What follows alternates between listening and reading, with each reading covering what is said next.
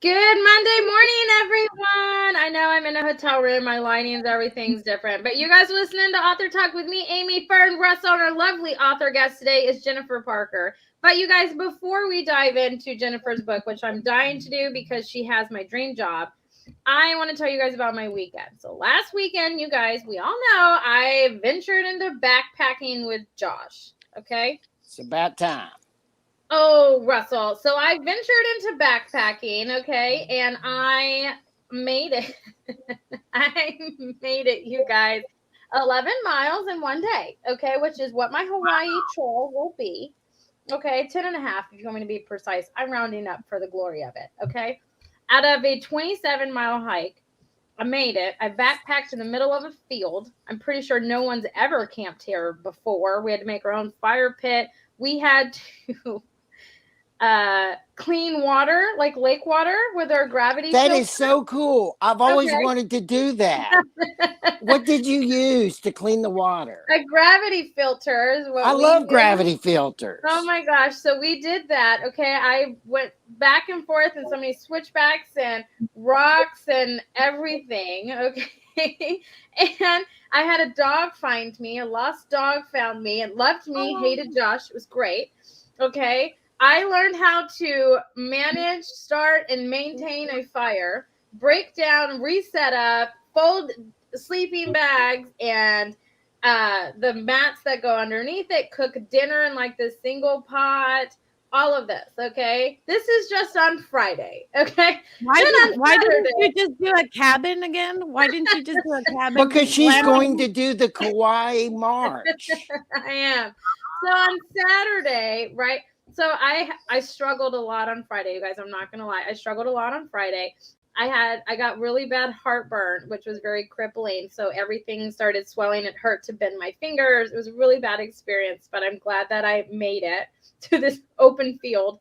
Okay. And so I made it. And then we hiked to the nearby park where Josh's brother picked us up and pulled us back to the car because I knew that I needed to break this up, not try to do 30 miles in 2 days. I needed to break this up. So we went back to our car and we went to one of the local parks that are within the Good Wind Loop, Cedar Briggs, and we car camped. We backpacked, car camped at Cedar Briggs for a night, and then we went and got the kids and stuff yesterday. But that is where like everything that I learned on Friday kicked in because I set up the tent, set up the sleeping bag, started the fire, went and got firewood. We went and put our feet in like the ice cold lake, the Lake of Georgetown that was there. And so it was a fun, crazy experience. I can literally say I have roughed it in the woods and camped in the middle of a field and filtered my own water, which is pretty cool to say. I am hurting today. My calves and my shins definitely hurt for sure.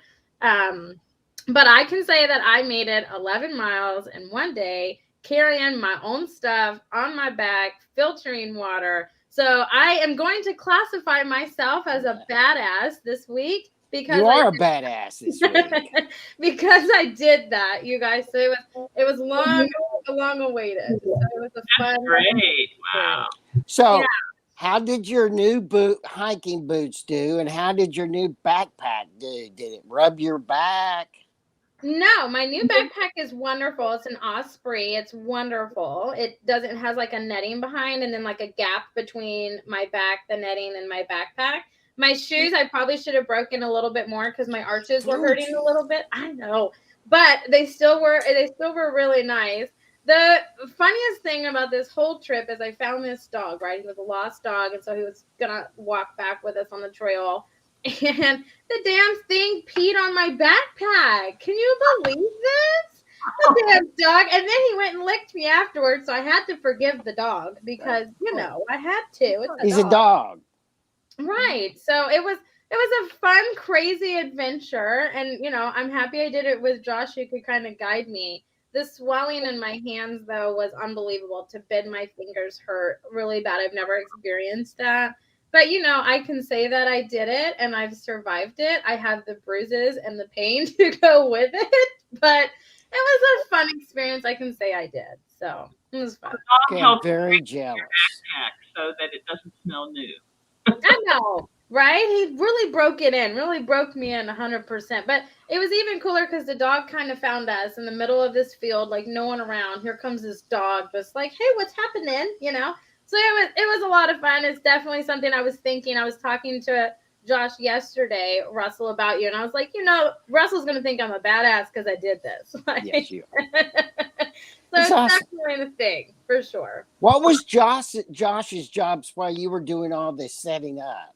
Well, on Friday night, I was so dead. He set everything up, but I'm very observant, Russell. Me and you are very much like this. So that's when I felt bad. So then on Saturday, on Saturday morning, I broke everything down, cooked the oatmeal for breakfast, did all of that. And then Saturday night, I just set everything up, and kind of just let him relax because I didn't get to help him on Friday. I was so dead. But I will say walking sticks are wonderful. If you don't have those when you're hiking, they're wonderful. I love them. They're great. Russell doesn't agree with me, but I'm not a walking stick guy. I wasn't either. But Russell, I was dying with all the inclines, but the inclines weren't bad. It was the rocks because they were covered in leaves, so you couldn't see them. So then your foot would slip off of them, and you're going up an incline. And I'm over here just like, it hurts to bend my fingers. I'm a city person, Jennifer. I'm not an outdoorsy. No, you're not. You're a badass hiker this My year. husband's outdoorsy. So I was like, okay, I'm going to try this, right? I'm going to try this. And it was just an experience. Okay, definitely brought us closer because I was dying. But I survived it, so I feel like I could do Hawaii because I'm going to stay on the beach for a couple days to recover and then hike out. And I did 11 miles in a day. I could do this. That's what I've decided. Josh doesn't necessarily agree with me, but I do. Jennifer, Josh proposed to her, made her hike up to a waterfalls to propose to her. So this is something she knew when she wrote the contract. It's definitely a true statement for sure. But what did everybody else do this weekend? I just had to recap because last week I had mentioned this is what I was doing, and so I wanted to fill everybody in. But what did you guys do this weekend, Russell? So I spent the weekend disappointing a preacher. How did you do that? I don't know. And I have no idea how anyone could, a preacher could be disappointed in me, but that's what I spent my weekend doing. I don't think I'm going to go any further into it than the funny point. I don't think we want to know. No, but, I guess he didn't know me very well. Fair enough. Fair enough. Fern, what did you do? So I spent the whole weekend in this little room, this cozy little room, because Max Regan, my writing coach, he hosts 2 back-to-back weekends of intensives in January to kind of kick off your writing year, and with some writing sessions and homework assignments, because he loves homework assignments and all this. And so I spent the weekend working on my book. I actually revised significant portions of it through to a little bit deeper into it, and I just delved into my writing, which I love. That's how I'm kicking off the year, because that's my goal for this year, is to put my writing first, because it's always the one thing that I kick to the back burner for everything and everyone else. So this year I want to get my books more pushed out. And so, it was pretty fun, but I did go to my D&D group because, I couldn't not do that. You know what I mean? You can't disappoint those people. And we had a blast. So that was my one break, was my Dungeons and Dragons group. And is your book a novel or nonfiction? It's a novel. Like, I write science, fantasy, romance, basically, in this crazy Thyraine's galactic wall universe that I created.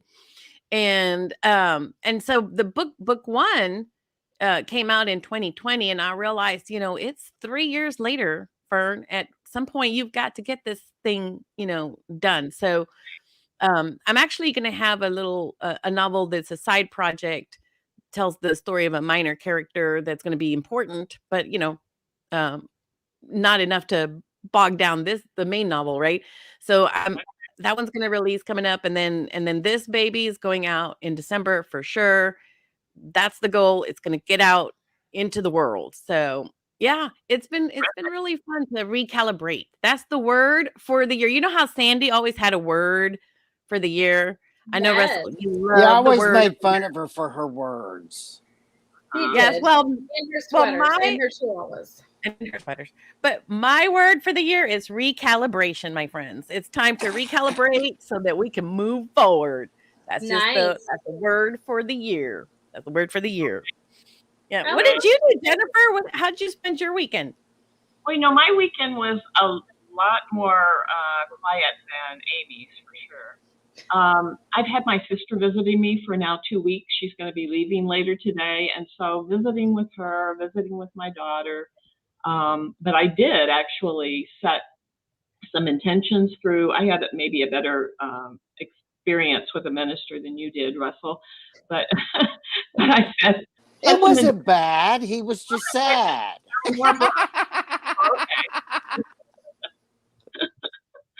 Yeah. So anyway, it was a nice weekend. I've really enjoyed having my sister. She's from Albuquerque area, so we don't get to see one another very I love the Albuquerque. Where are you at? area. Oh yeah. I am in Madison, Wisconsin. Oh, okay. Cool. So Jennifer, I love this thing you have going on with both your sweater, blouse, and your background. Yeah. You're very Japanese today. I'm very into that because I'm going to Japan this year. Okay. Thank you. Yeah. So anyway, I had a nice but a quieter weekend than some. And I'm really apparently everybody else. Yeah, everybody else stayed in. Amy, you're the only one that went out into the wilds. Amy's the winner. Yeah. Amy's the winner. I don't know what I won, you guys. I told you guys I was doing this. It shouldn't be a shock to anybody. It was probably a big shock to Josh. Yeah, that I did it. I know. Exactly. He did mention, he was like, Amy, you can hang with me. I don't have to slow down. You can keep up. Like, you know what that meant, though? You know that means that he was slowing down. That's what that meant. When I know, but I chose to believe he wasn't, so I was like, okay, but that's code for you're slowing me down. But he's afraid of you, as he should be afraid of you, and that's why he said it like that.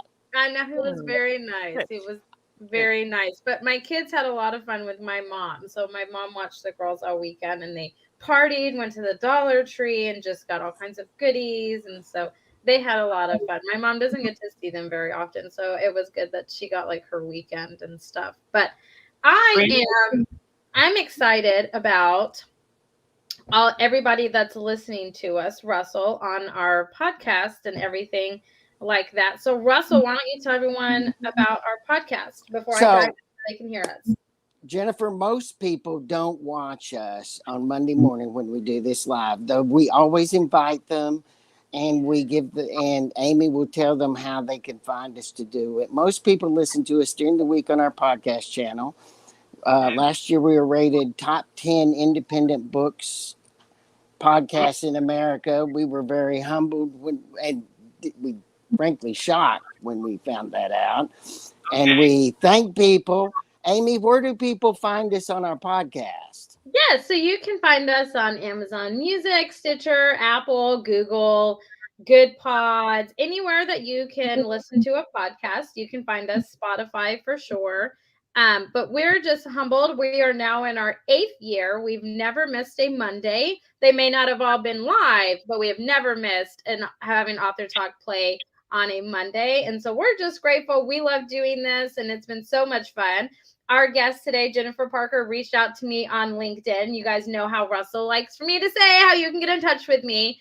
LinkedIn is wonderful. And if you don't hear back from me, hit me up again, because it probably got pushed down from all of my happy birthdays. Congratulations. Probably got pushed down. Reach back out to me like Jennifer did, and we will get you on the show. I'm very excited about this conversation and to have Jennifer on with us today to talk about her book and everything that goes in it, her experience and her job that I am just so jealous of, because it is what I went to school for and I'm not doing it. So I'm excited to dive into this conversation. So Fern, Brady, take it away. Well, I got to say, Amy, you are kind of doing it because you're kind of all of our therapists. Okay. But, I'm just going to throw that Most out there. therapists aren't as mean as Amy, though. Most of them are like, Hey, I understand. How do you feel about it? Amy really, at some point, doesn't really care how you feel. She's going to let you know what she's thinking.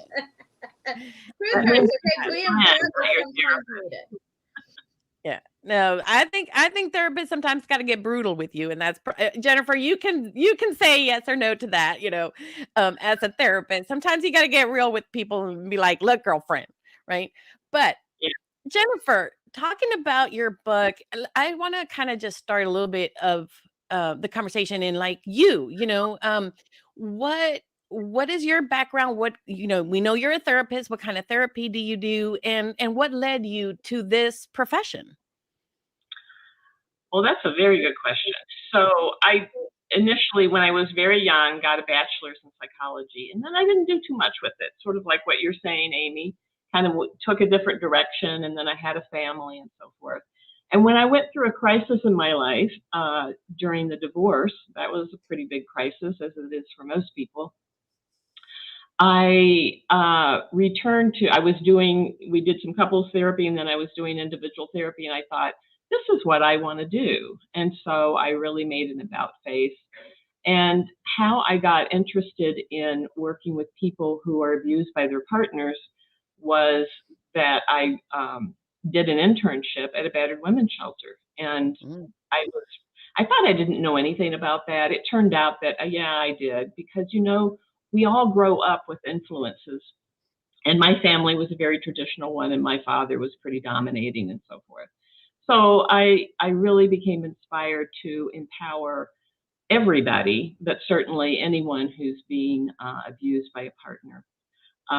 So I pursued being a therapist. Got my master's in social work in Madison, Wisconsin, at the University of Wisconsin, and specifically trained in doing intimate partner abuse, as well as other kinds of therapy. So I practiced for over 35 years. I have to say that I did retire in December of 2021 because I had written this book. I wanted to reach more people than I was able to as a therapist. So I had written this book, and it turns out that's enough for me to do at my age, because I am at a retirement age.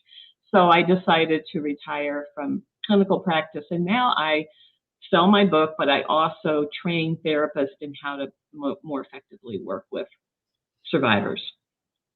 And one of the things I love about how you phrased that is that you didn't just talk about women. You said more gender neutral, because sometimes we think about this being something that is mostly towards women, but there are men who are also in these kinds of relationships as well. And have you had a lot of experience with that aspect, because that has to be a lot harder to help them, I would imagine. Well, I'm very sensitive to the fact that we need to be open to, people need to see themselves as being seen. So I really tried to not make it a gender thing in my book. But it is also true that in heterosexual relationships, the majority are male against female. But that doesn't mean there are female against male. And there are same-sex relationships where it's female and female and male are non-binary.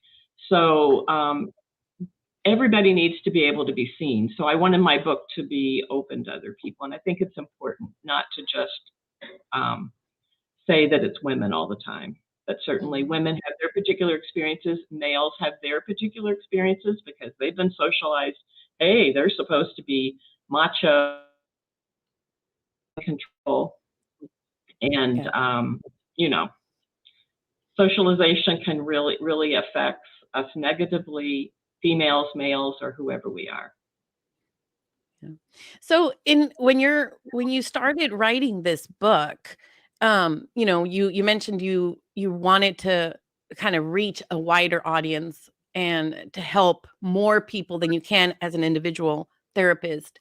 And that was the impetus for the book. What was kind of your process in gathering it and putting it together? Because, this is definitely, nonfiction. It's a very different kind of thing than, some of our fiction authors. What was your process as you began to sort of plan?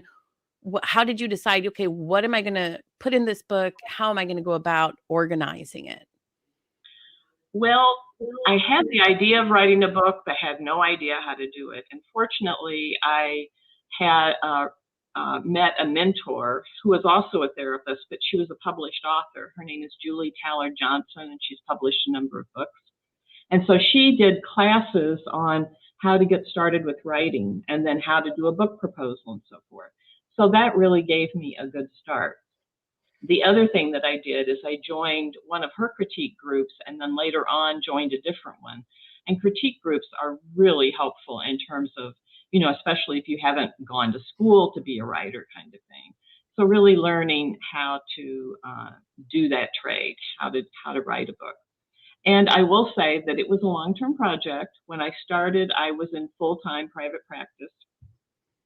And so it was something that, I couldn't spend that much time on.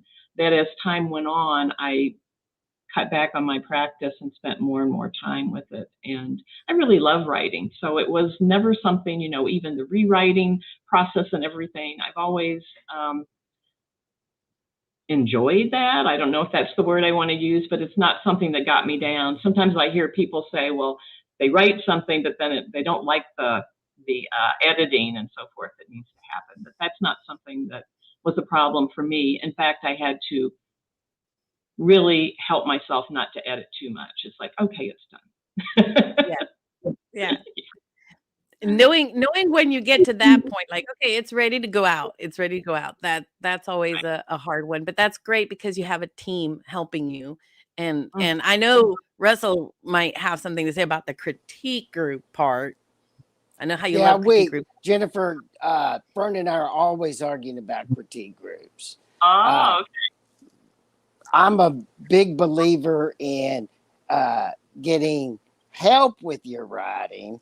I'm not a big lover of critique groups where it's just a mishmash of other people without any kind of control factor over it, because most of those people, I'm not even interested in what they think about my book.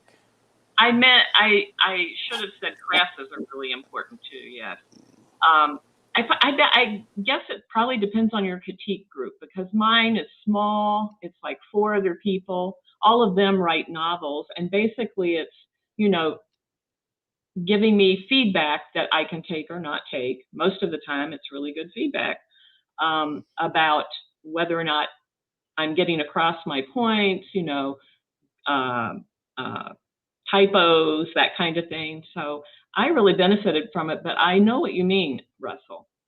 You can be in groups where it's like, oh, I think you should do it this way or that way, and that's not helpful. Mm-hmm. Well, and then there are sometimes people that try to take over your book, and you're like, thank you, I'll write it myself.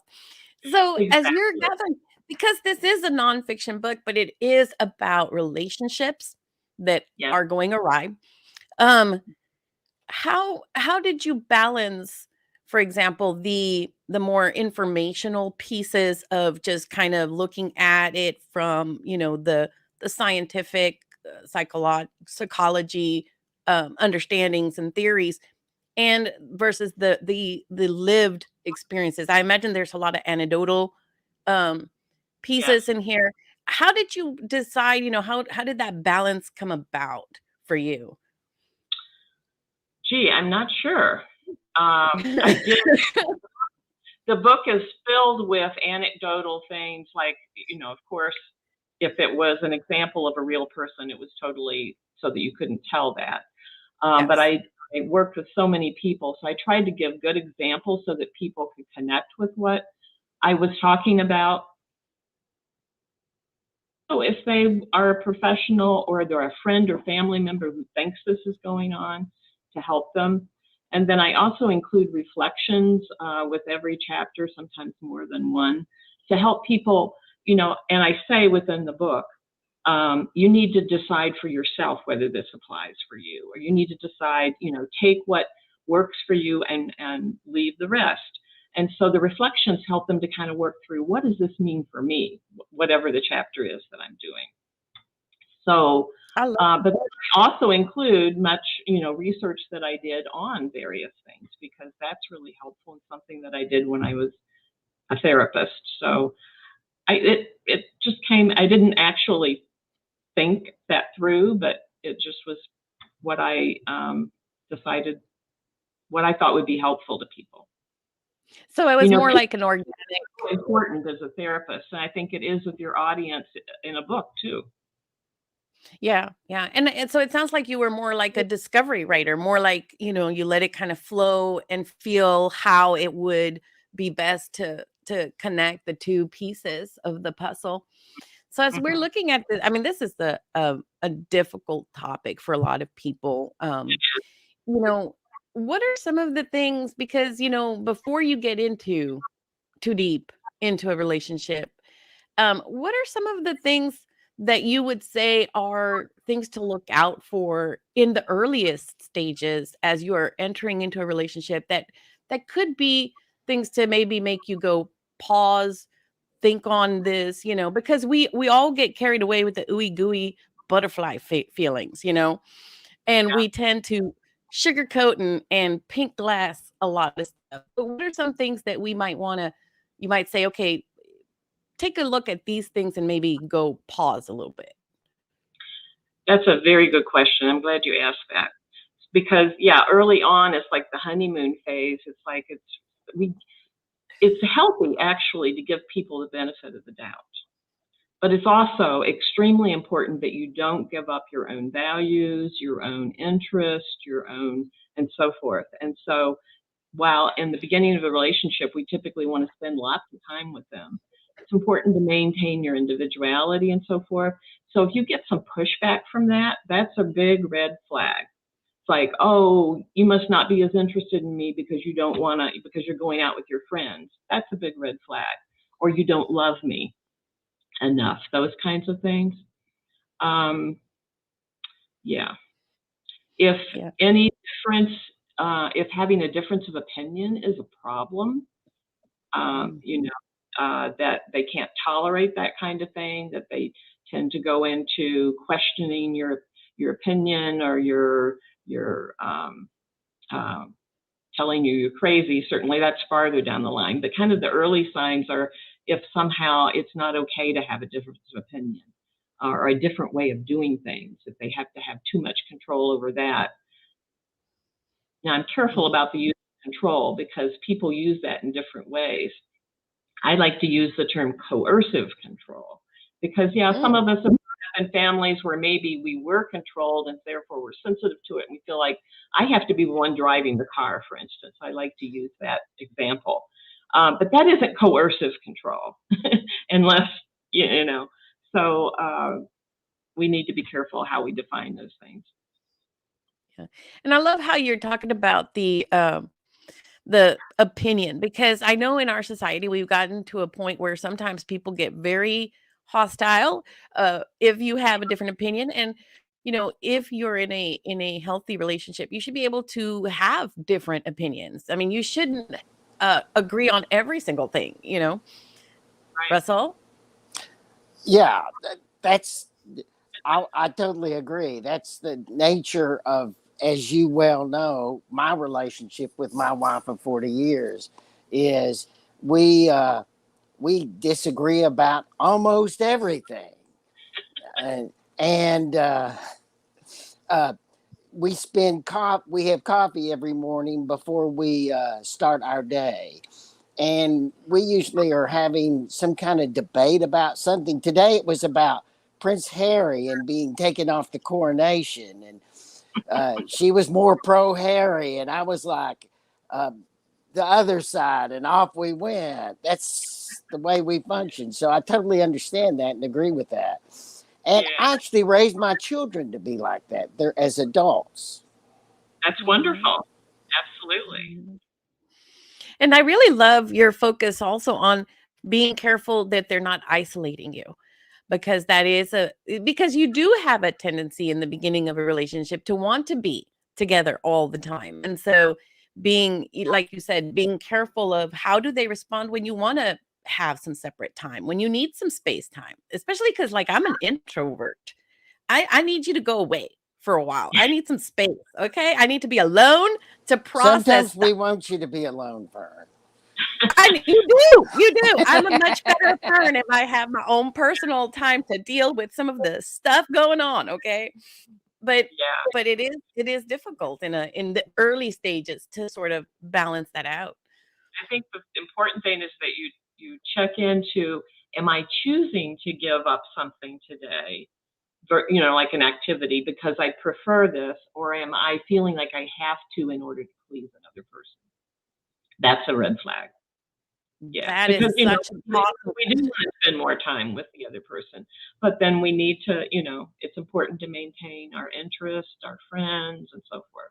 Isolation is really, really dangerous because then it's like you're only getting input from one person, and if that person is putting you down, is being coercive in any way, whether that's physical or emotional, then you're really vulnerable. Mhm, mhm. And I think it's interesting, and I don't know, I wanna kinda toss this out to you about, like, observing them when you invite them into, because when you're first beginning, right, you start inviting them into your life, into your space, into your sphere, observing them, how do they interact with that? How do they, because, some people are they jump in, they integrate, and then but then you have some people that are like, always sort of separate. They're there physically, maybe they came because, you asked them to, but they don't really integrate. And, is that something to really pay attention to, or? Well, as you mentioned, some people are more social than others, so that wouldn't necessarily be the telling point. Would be if they start to find fault with all of your friends and your relatives. If it isn't just that, that maybe they don't particularly connect with those folks, that's okay. But if they're finding fault and wanting to isolate you from them or pushing for that, that's a red flag. Yeah. And that is great. That is great. So what are some of the things as the relationship deepens? Because sometimes these kinds of individuals can be very good at playing Dating. like they're not what they are. Mhm. Um, as the relationship deepens, what are some of the things that begin to come out that you need to kind of be aware of? Um, what are some of the very beginning strategies that they might use to sort of get you more into that space of being able to control you and have you in that relationship?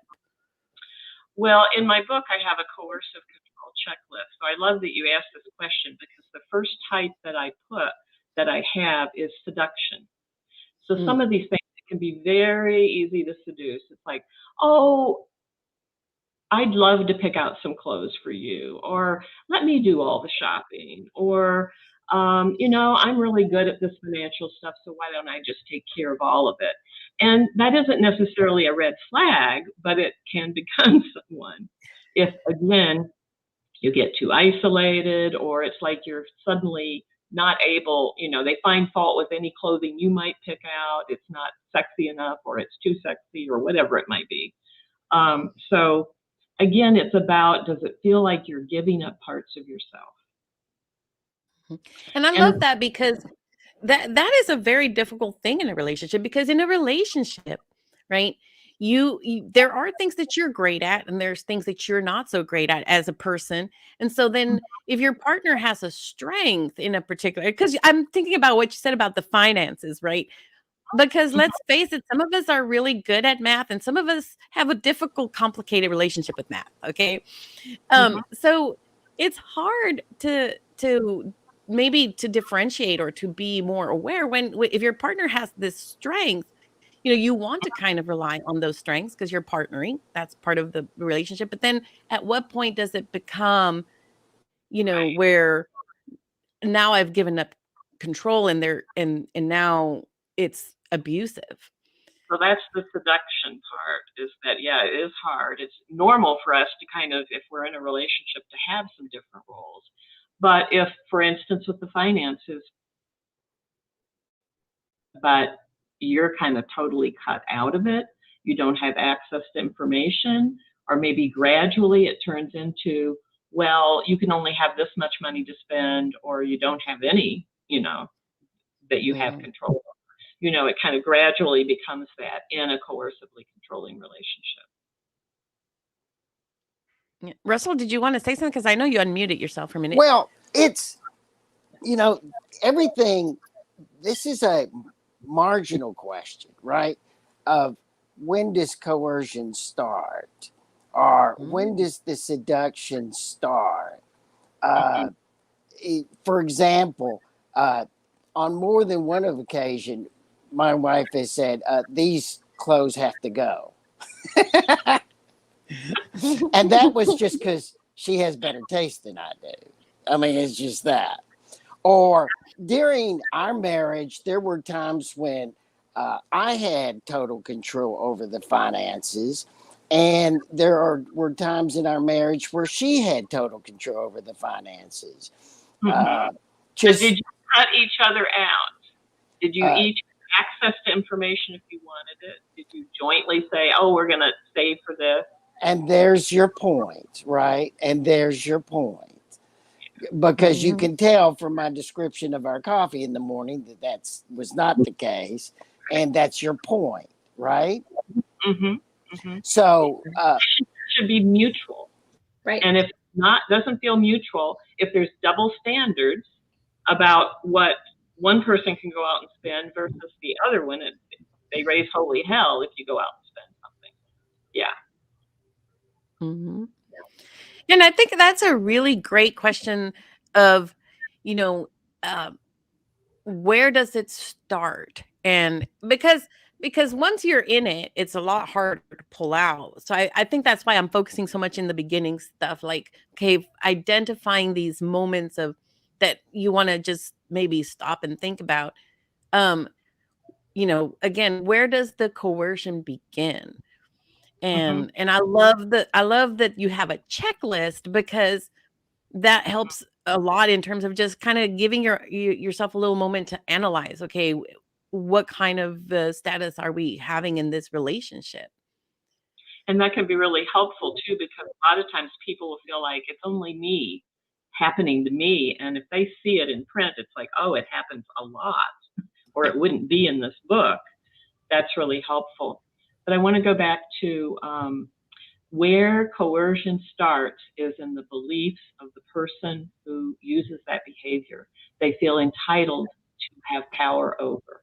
They feel entitled to get everything they want. And if they don't get something that they want, and of course this is on a continuum, then it feels like a personal slight, like there's something wrong with that. So it really starts in the beliefs. And one of the things I do in my book that is different from some books is I talk about what those beliefs are. Like, why does this person feel like they can control me? Why do they think this is okay? How can they love me but still treat me this way?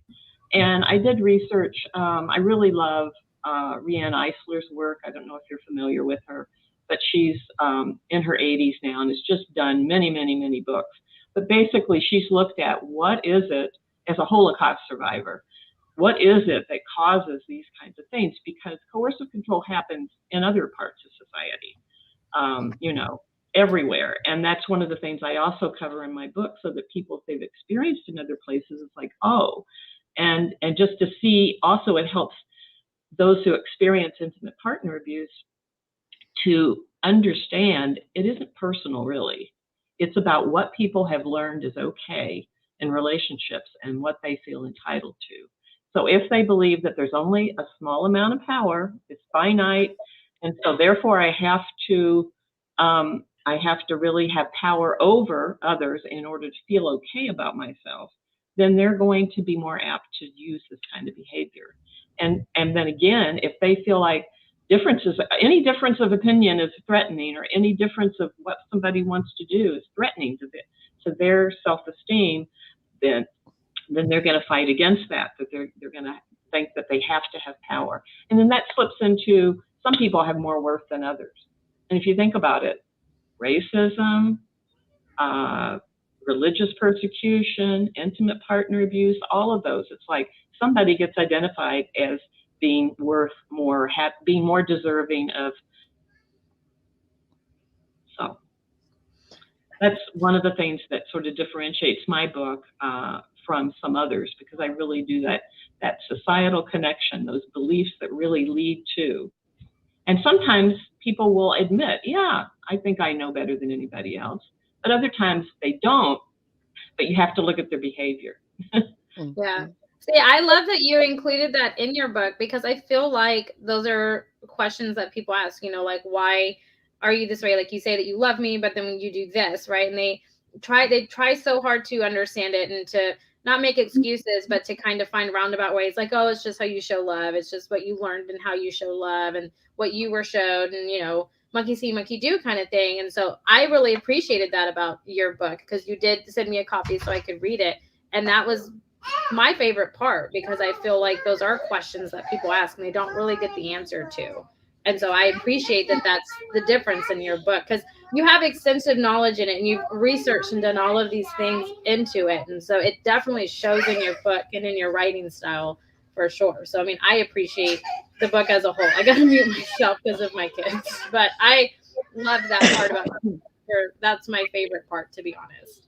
Yeah. I think that makes it also valuable for people who aren't in a relationships that they would classify as abusive, but maybe they know other people. It helps them to understand really what's going on in those relationships and to be more empathic and helpful. Yeah. Because, you can be really easy as a therapist as well as a friend to say, oh, you need to do this, or you got to leave, or you got to think that we have the answers. And yet we're in a way, that's sort of doing the same thing that's being done in the relationship. They need to come to that themselves. So encouraging them, supporting them, and believing themselves, giving them, letting them know about resources that they don't know about, that's the thing that you want to do. Yeah, for sure. I appreciated that part about your book. And that's where I felt like your extensive knowledge in this topic really came to shine, was in that, because that's not mentioned in other books and people don't really talk about that, but those are the questions that people have. They never really get the answer to it. And so I loved that part of your book. So thank you for including that, because I feel like it's really important. I'm glad. And I love this discussion, and I mean, we really could keep going for a lot longer. There's so much to this topic, but I know that we're getting close on time, because I'm seeing Russell giving us the time look. So I'm going to kick it over to Amy. I know we're getting the eyebrows for sure, but Jennifer, I need to just talk with you, because I have a bachelor's degree in psychology. I was on track to do I wanted to be a clinical psychologist and work in the prison system, and that's what I was on track for. My husband went back to school, and so I've been thinking about going back for therapy, because Fern mentioned I'm like everybody's therapist. You probably need a little therapy. We all do. We all do. For sure, but you are living my dream job. But your passion for this and your extensive knowledge of it really shines in your book. And so I want to commend you for writing this book and putting it together, because I know a lot of time and effort, especially hours and research, went into it. So thank you so much for doing that and for wanting to come on and share it and let us kind of talk about your book and your advice and your expertise and the whole thing. So thank you so much for having me. Yeah. Oh, you're so welcome. Thanks for reaching back out. I'm telling you, things get buried in my messages. I try really hard, you guys. I promise a lot of stuff. So thank you. Thank you so much. So last minute comments, statements, questions from Russell or Fern before I close us out this Monday morning. Russell, Jennifer, first. you haven't told the listeners where to find your book or where to find more about you. Well, I sent you guys links to my website. And so on there are links to different ways to buy my book. Certainly you can get it on Amazon. You can have bookstores order it if it's not already there. There's Barnes and Noble and so forth. So I do have that on my website. I also have a blog that I should plug. that's part of my website. Monthly, I put out other information that's helpful to survivors and also to those who work with them or have a family member or something. So please include those when you're talking about my book.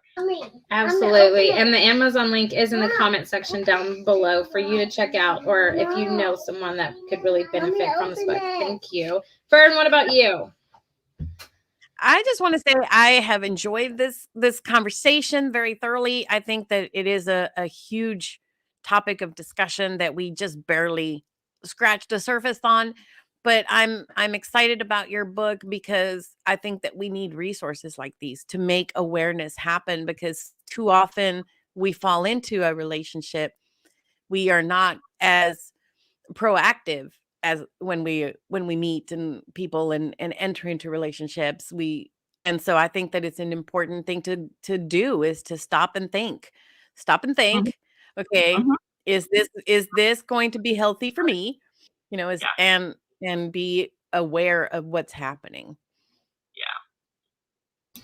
Oh man, you guys, great conversation. Jennifer, I could sit and talk to you all day because I love this. But the link to get Jennifer's book on Amazon is in the comment section down below. I will include in the comment section right when we end this ways that you can get in contact with her, follow her, or get all the resources that she offers. But if you guys know anyone that is suffering this or has suffered this, or maybe it's you, make sure to check out this book and get the help and resources that you need and support that you need. But until next Monday, everybody, we hope you guys have a great day and a great rest of your week, and we'll catch you all next Monday. Bye, everybody.